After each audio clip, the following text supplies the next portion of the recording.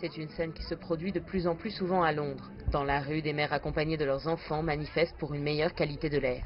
Je suis venue pour que le message soit entendu, qu'il soit diffusé haut et fort. Quand on parle de pollution atmosphérique, on parle de changement climatique et vice-versa. Cela devrait être sur toutes les lèvres. On n'y est pas encore, mais chaque jour de plus en plus de personnes prennent conscience du problème.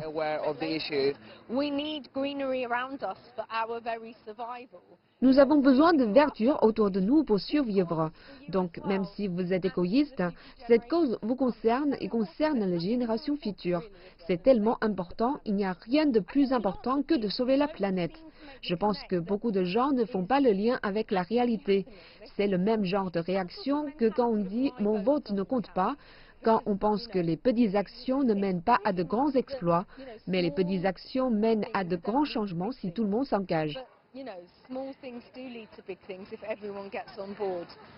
Le problème de la pollution inquiète de plus en plus l'opinion publique et pour cause. Dans de nombreux quartiers de la capitale, on atteint un niveau de pollution de l'air illégal, comme nous l'explique Maudie de l'association Client Earth.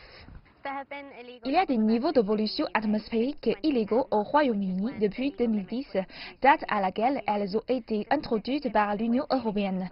En particulier, la limite du dioxyde d'azote que nous ne respectons pas depuis 2010, donc depuis presque 10 ans maintenant.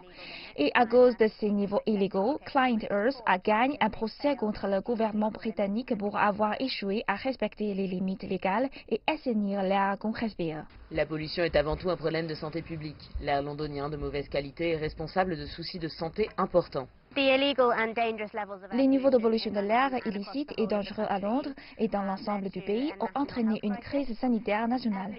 La pollution atmosphérique qui touche des millions de personnes à Londres, mais aussi dans l'ensemble du Royaume-Uni. C'est vraiment dangereux pour leur santé. Cela affecte surtout les personnes les plus vulnérables, les enfants, les bébés, les personnes âgées, les personnes déjà atteintes de maladies, et cela peut entraîner toutes sortes de problèmes de santé. Des crises d'asthme, des crises cardiaques, des accidents vasculaires cérébraux. Chez les enfants et les bébés, cela peut empêcher leurs poumons de se développer correctement, ce qui signifie qu'ils peuvent avoir des problèmes de santé plus graves en vieillissant. C'est donc un énorme problème et le gouvernement doit prendre des mesures pour assainir notre air le plus rapidement possible. En mars, le maire de Londres avait déjà lancé la Ultra Low Emission Zone afin de réduire la circulation de véhicules polluants dans la capitale puisqu'il s'agit de la cause principale de la pollution de l'air.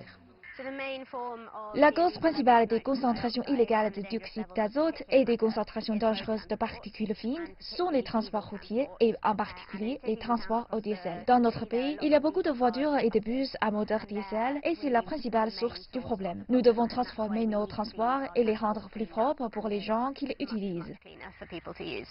La pollution de l'air, c'est un vrai problème à Londres. Elle cause le décès de milliers de Londoniens par an et coûte près de 4 milliards de livres à la ville chaque année. En plus d'être un souci majeur de santé publique, ça représente donc un grand enjeu économique, ce qui explique que le maire de Londres, Sadiq Khan, ait lancé le projet Breathe London, la plus grande campagne de surveillance de qualité de l'air au monde. Floriane Virgile, Londres, CGTN.